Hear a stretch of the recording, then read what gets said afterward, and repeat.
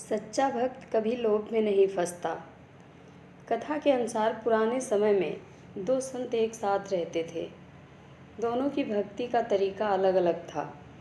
एक संत दिन भर तपस्या और मंत्र जाप करते रहता था, जबकि दूसरा संत रोज सुबह शाम पहले भगवान को भोग लगाता और फिर खुद भोजन करता था। एक दिन दोनों के बीच झगड़ा होने लगा कि बड़ा संत कौन है। इस दौरान वहाँ नारद मुनि पहुँच गए।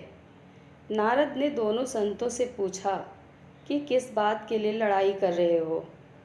संतों ने बताया कि हम ये तय नहीं कर पा रहे हैं कि दोनों में बड़ा संत कौन है।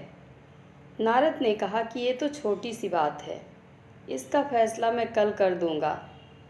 अगले दिन नारद मुनि ने मंदिर में दोनों संतों की जगह के पास हीरे की एक एक अंगूठी रख दी।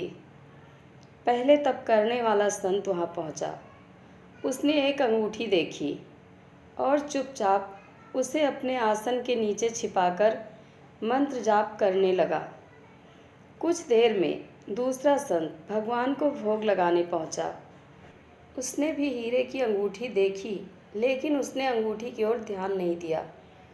भगवान का भोग लगाया और खाना खाने लगा। उसने अंगूठी नहीं उठाई।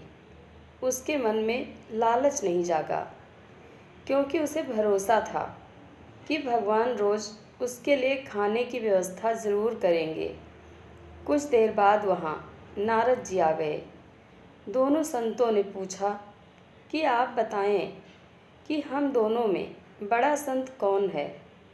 नारद जी ने तपस्या करने वाले संत को खड़े होने के लिए कहा। जैसे ही वह संत खड़ा हुआ तो उसके आसन के नीचे छिपी हुई अंगूठी दिख गई। नारद मुनि ने उससे कहा कि तुम दोनों में भोग लगाकर खाना खाने वाला संत बड़ा है। तपस्या करने वाले संत में चोरी करने की बुरी आदत है। उसने भक्ति के समय में भी चोरी करने से संकोच नहीं किया, जबकि भोग लगाने वाले संत ने अंगूठी की ओर ध्यान तक नहीं दिया। इस कारण वही संत बड़ा है। जय श्री राम। कथा अच्छी लगे तो कमेंट बॉक्स में अपनी राय ज़रूर दें। धन्यवाद।